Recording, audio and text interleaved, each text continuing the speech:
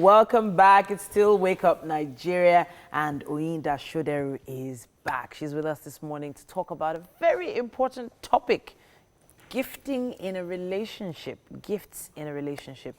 Now, if they do, in fact, represent love, or is it just infatuation? Is it just mesmerization with the big, huge gifts that you've given?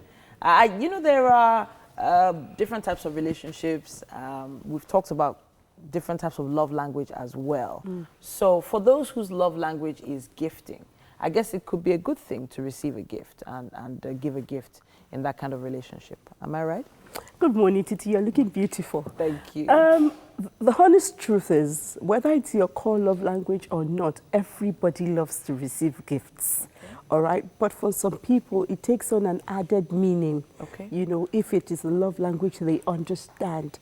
What we'd like to encourage is to first of all find out and figure out what the motive of the giver is. Okay. And then, why am I receiving the gift? I also need to ask myself, what's my motive for receiving this gift? Okay. Because sometimes you need to look the gift horse in the mouth and say, look, I'm not taking this one, you know.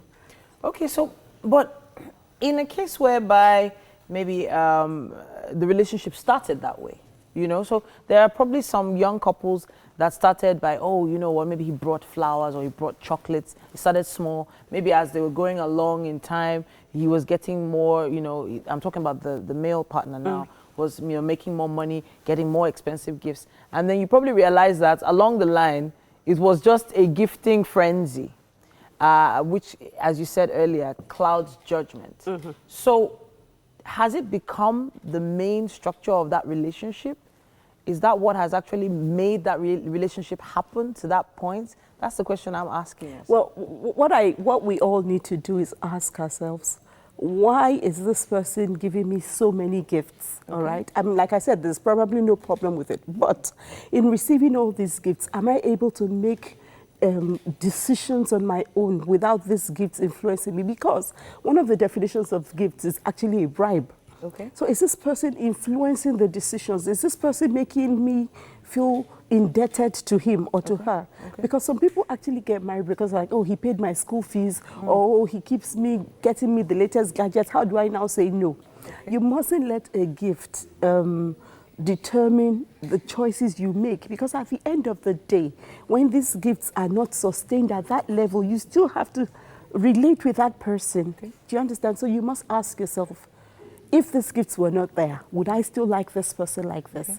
Would we progress this quickly in our relationship? Most times what people are looking for is romance, or the ideal of, oh, this person, or they begin to think, oh, this person is really romantic, he or she is always getting me gifts. But really, what romance means is this person is affectionate, this person is able to express love. So what is love? Love is way beyond gifting. Love is this person patient with me?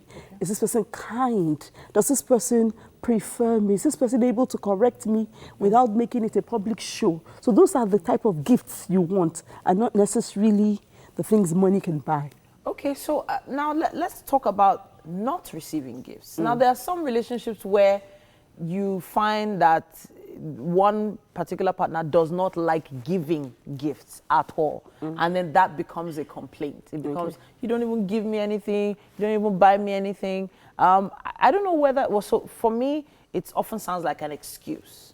Like, you know, an excuse to just rant or complain about something. But I feel like it could also be a core issue. Well, like we said, and it's probably a topic for another day, we have different love languages. For somebody whose love language, core love language, is not giving and receiving, it may not be a big issue. Okay. Do you understand?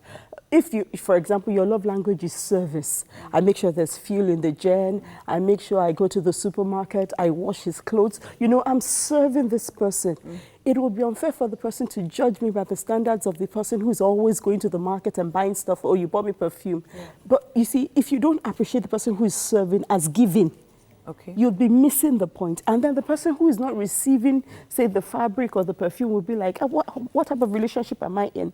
So I guess it's just a question of finding out the core language the person's. For some people, you give them gifts all the time, and they're like, keep your gifts, spend time with me. Okay. You're always away. So it's a question of identifying what this person is actually giving. They may not be giving material things. Are they giving time? Are they giving affection? Are they giving you kind words? Are they affirming you? Or they are really even giving. help, even just Exactly, helping which you. is what I call service. Okay, so in other words, you have, okay, some relationships where a lady maybe has a best friend whose boyfriend is always giving her gifts, and she's like, but how come I don't receive this? And I've been in a relationship for this long, I don't get this. A lot of compare and contrast happens. I actually think communication matters. If you're married or in a relationship with someone who doesn't give you gifts and it matters to you, let this person know. Okay. Oh, I would appreciate it if you do give me gifts, because once you begin to compare yourself with another relationship, bitterness grows. You just find yourself resenting the person. You find yourself always judging the person as falling beneath your standard, particularly if you were in a relationship where there was a lot of giving before this one. Okay. Do you understand? So you must always talk about these type of things. And I want to say something before I leave. Most times, people who are abusive give a lot of gifts. Wow. Oh, yes. People who are abusive are very generous. So you don't keep taking the gifts and taking the beating. And don't look at your friend and be like, she's always receiving. With the gift, what else comes with it? Do you understand? So if it's important for you, please tell your partner, I need to receive gifts. But please don't let gifts become something that silences you. Or masks something. Or masks abuse. I actually did meet a particular lady, a very lovely lady, who used to mask her bruises with the Gucci scarves her husband used to buy. Can you imagine? And the Gucci shades that she used to wear. And she used to have black eyes and bruises all over her neck. And she was always wearing those beautiful things. She had designer bruises. Designer bruises. Can you imagine? You know, but I read somewhere that, well, in the case of children, when children say, "Mommy, Daddy, please buy something for me," it's because they want to feel like you are thinking of them when you are not with them. And I've been thinking about this issue of gifting in that particular direction as well. So for me, if you buy me a gift from wherever you're coming from, maybe you're away for a while, it tells me that you were thinking of me in a particular place. But is that true of every gifting situation? No. I mean, it's okay to bring tokens and mementos of wherever you've been to. I mean, like you said, that shows you're thinking of the people, but you must also make sure you don't overcompensate. Okay. You know, you're always away, and then you now bring gifts, and so the children are like, Mommy's going to bring us an iPad or bring us a phone to make up for her not being there. Okay. So there must be balance. Thank you so much. Once again, we've had Soderu in the studio with us once again to talk about this issue of gifting in relationships.